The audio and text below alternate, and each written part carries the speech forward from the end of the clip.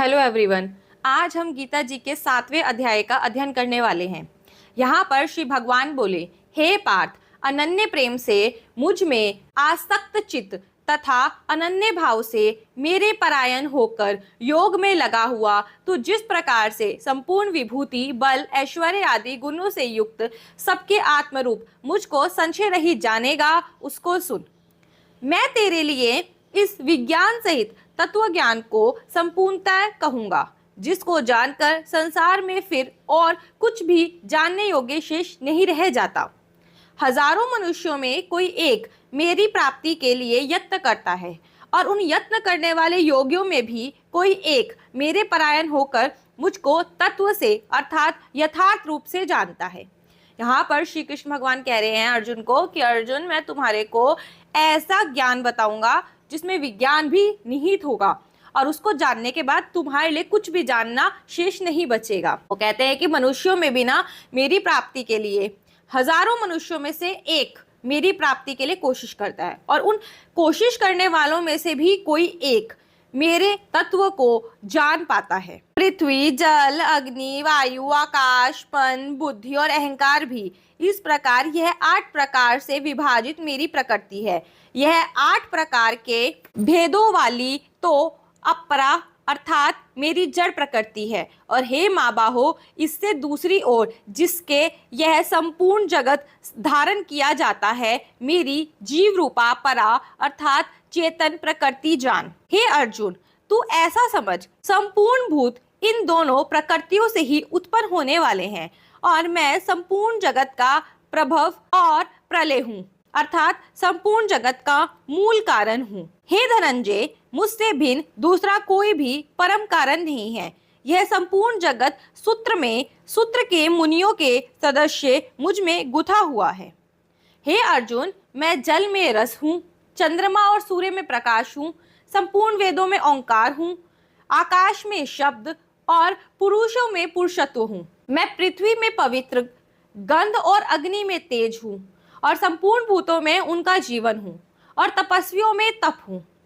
हे अर्जुन, तू संपूर्ण भूतों का सनातन बीज मुझको ही जान। मैं बुद्धिमानों की बुद्धि और तेजस्वियों का तेज हूँ। हे भरतश्रेष्ठ, मैं बलवानों का आसक्ति और कामनाओं से रहित बल अर्थात सामर्थ्य हूँ और सब भूतों में धर्म के अनुकूल अर्थात शास्त्र के अनुकूल काम हूँ। और भी जो सत्व गुण से उत्पन्न होने वाले भाव है और जो रजोगुण से तथा तमोगुण से होने वाले भाव है, उन सबको तू मुझसे ही होने वाले हैं, ऐसा जान। परंतु वास्तव में उनमें मैं और वे मुझ में नहीं है।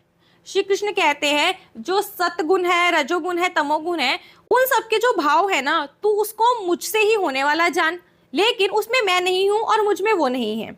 गुणों के कार्य रूप सात्विक, राजस और तामस, इन तीनों प्रकार के भावों से यह सारा संसार प्राणी समुदाय मोहित हो रहा है।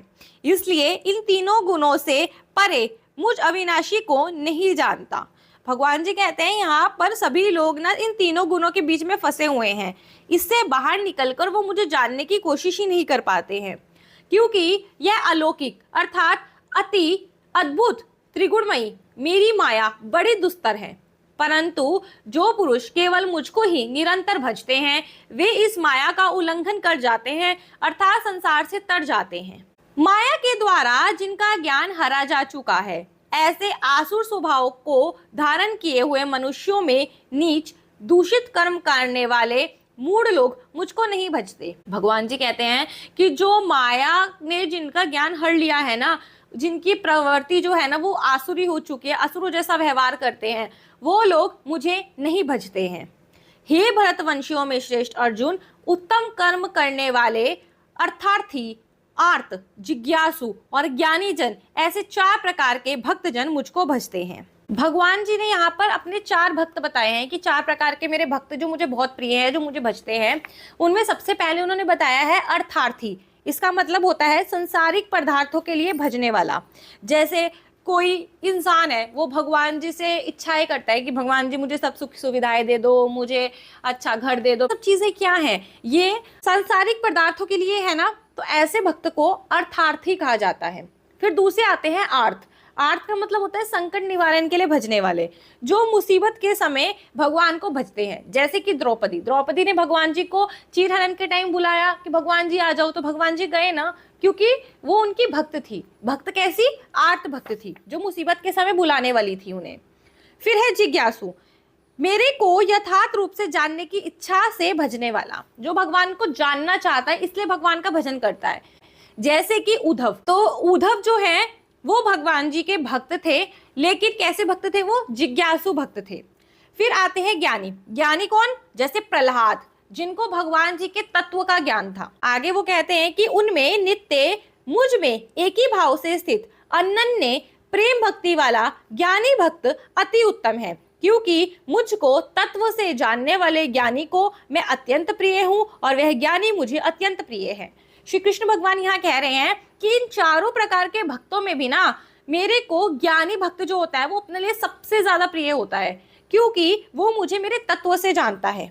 ये सभी उदार हैं। भगवान जी कह रहे हैं जो चारों प्रकार के भक्त है ना, ये सारे के सारे उदार होते हैं, परंतु ज्ञानी तो साक्षात मेरा स्वरूप ही है। लेकिन जो ज्ञानी है ना, उसके अंदर तुम मुझे साक्षात समझो, ऐसा मेरा मत है। क्योंकि यह मदगत मन बुद्धि वाले ज्ञानी भक्त अति उत्तम गति स्वरूप मुझ में ही अच्छी प्रकार से स्थित है। क्योंकि जो ज्ञानी भक्त होते हैं ना, ये अच्छी प्रकार से मुझ में बसे हुए होते हैं। बहुत जन्मों के अंत के जन्म में तत्व ज्ञान को प्राप्त पुरुष सब कुछ वासुदेव ही है, इस प्रकार मुझको भजता है, वह महात्मा अत्यंत दुर्लभ है। कि अपने बहुत सारे जन्मों की जो अंत वाला जन्म होता है ना, उसमें वो तत्व ज्ञान को प्राप्त कर चुका होता है और बस वो यही मान के चलता है कि हर किसी में वो सिर्फ वासुदेव ही हैं। ऐसा सोचकर वो भगवान जी का भजन करता है। उन भोगों की कामना द्वारा जिसका ज्ञान हरा जा चुका है, वे लोग अपने स्वभाव से प्रेरित होकर उस नियम को धारण करके अन्य देवताओं को भजते हैं, अर्थात पूजते हैं। श्री कृष्ण यहाँ कह रहे हैं कि जिसकी जैसी इच्छा होती है, जैसी कामना होती है, वो उसके अनुसार उसी देवता को भजते हैं, अर्थात उनकी पूजा करते हैं। जैसे हम कहते हैं कि हमें अपनी रक्षा करनी है, हमें हनुमान जी की पूजा करनी चाहिए, हमारे को धन चाहिए तो लक्ष्मी जी की पूजा करनी चाहिए, बुद्धि चाहिए तो गणेश जी की पूजा करनी चाहिए। तो वो अर्थार्थी भक्त हैं, क्योंकि वो अपनी इच्छाओं और कामनाओं को ध्यान में रखकर भगवान को भजते हैं। जो सकाम भक्त जिस देश देवता के स्वरूप को श्रद्धा से पूजना चाहता है, उस भक्त की श्रद्धा को मैं उसी देवता के प्रति स्थिर करता हूँ। श्री कृष्ण भगवान कह रहे हैं जो भक्त जिस देवता की भी श्रद्धा के साथ पूजा करना चाहता है ना, मैं उसकी श्रद्धा को उसी भगवान में स्थित कर देता हूँ। वह पुरुष उस श्रद्धा से युक्त होकर उस देवता का पूजन करता है और उस देवता से मेरे द्वारा ही विधान किए हुए इन इच्छित भोगों को निसंदेह प्राप्त करता है। परंतु उन अल्प बुद्धि वालों का यह फल नाशवान है तथा वे देवताओं को पूजने वाले देवताओं को प्राप्त होते हैं और मेरे भक्त चाहे जैसे भी भजे अंत में मुझको ही प्राप्त होते हैं। वो कह रहे हैं कि जो देवताओं को भजते हैं ना, वो देवताओं को ही प्राप्त हो जाएंगे। जैसे आप हनुमान जी को भजते हो तो आप हनुमान जी को प्राप्त हो जाओगे, आप गणेश जी को भजते हो आप गणेश जी को प्राप्त हो जाओगे, आप शंकर जी को भजते हो आप शंकर जी को प्राप्त हो जाओगे। लेकिन जो कृष्ण जी को भजते हैं वो अंत में उनको ही प्राप्त हो जाते हैं, मतलब कृष्ण जी को ही प्राप्त हो जाते हैं। बुद्धिहीन पुरुष मेरे अनुत्तम अविनाशी परम भाव को ना जानते हुए मन इंद्रियों से परे मुझ सच्चिदानंद घन परमात्मा को मनुष्य की भांति जन्म कर व्यक्ति भाव को प्राप्त हुआ मानते हैं। भगवान जी कहते हैं कुछ बुद्धिहीन पुरुष ऐसे होते हैं, मुझे मनुष्य की भांति जन्म लिया हुआ समझते हैं। वो समझते हैं कि मैं एक मनुष्य हूँ। अपनी योग माया से छिपा हुआ मैं सबके प्रत्यक्ष नहीं होता, इसलिए यह अज्ञानी जन समुदाय मुझ जन्म रहित अविनाशी परमेश्वर को नहीं जानता, अर्थात मुझे मरने वाला समझता है। श्री कृष्ण भगवान जी यहाँ ये कह रहे हैं कि उन्होंने अपने आप को एक योग माया में छिपा रखा है। वो सबके सामने प्रत्यक्ष रूप में नहीं आते हैं, क्यों? इसीलिए लोग उन्हें जन्म लेने वाला और मरने वाला समझते हैं कि कृष्ण भगवान जी का इसमें जन्म हुआ था और इस टाइम पे उनकी मृत्यु हो गई थी। हे अर्जुन, पूर्व में व्यतीत हुए और वर्तमान में स्थित तथा आगे होने वाले सब भूतों को मैं जानता हूँ, परंतु मुझको कोई भी श्रद्धा भक्ति रहित पुरुष नहीं जानता। श्री कृष्ण भगवान जी कहते हैं मुझे सब पता है कि पहले क्या हुआ था, अब क्या हो रहा है और आगे क्या होगा। मैं सबको जानता हूँ, लेकिन श्रद्धा भक्ति रहित पुरुष मुझको नहीं जानते। जिसमें श्रद्धा नहीं है, भक्ति नहीं है, वो पुरुष मुझको नहीं जान सकता है। हे भरतवंशी अर्जुन, संसार में इच्छा और द्वेष से उत्पन्न सुख दुख आदि द्वंद्व रूप मोह से संपूर्ण प्राणी अत्यंत अज्ञात को प्राप्त हो रहे हैं। वो कहते हैं कि संसार में इच्छा और द्वेष से सुख और दुख की प्राप्ति हो रही है और लोग इसी को प्राप्त कर रहे हैं। परंतु निष्काम भाव से श्रेष्ठ कर्मों का आचरण करने वाले जिन पुरुषों का पाप नष्ट हो गया है, वे राग द्वेष जनित द्वंद्व रूप मोह से मुक्त दृढ़ निश्चयी भक्त मुझको सब प्रकार से भजते हैं।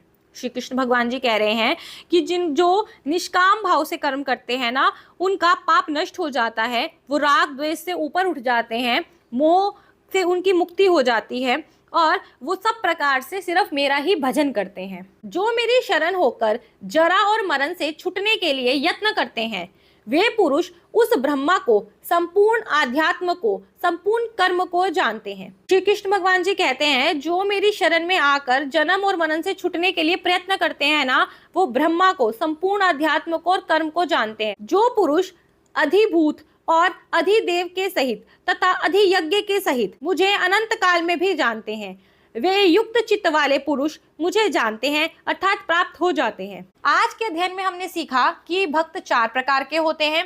एक ऐसे भक्त होते हैं जो इच्छा से, मतलब किसी चीज की कामना से, सांसारिक इच्छाओं से भगवान को भजते हैं। एक भक्त वो होते हैं जो मुसीबत के समय भगवान जी को भजते हैं। एक वो भक्त होते हैं जो भगवान को जानना चाहता है, इसलिए भगवान का भजन करता है। और एक वो भक्त होते हैं जो भगवान को तत्व ज्ञान से जानते हैं, जो जानते हैं कि इस संसार में सब कुछ सिर्फ भगवान ही है, उनके अलावा और कुछ भी नहीं है। ऐसे तत्वज्ञानी पुरुष भगवान को बहुत प्रिय हैं, उनके अंदर साक्षात भगवान ही बसते हैं। आप मुझे ज़रूर बताना कि आप इन चारों में से कौन से वाले भक्त हो। आई होप आज का चैप्टर आपको अच्छे से समझ आ गया हो। मिलते हैं कल नेक्स्ट चैप्टर के साथ, तब तक के लिए राधे राधे।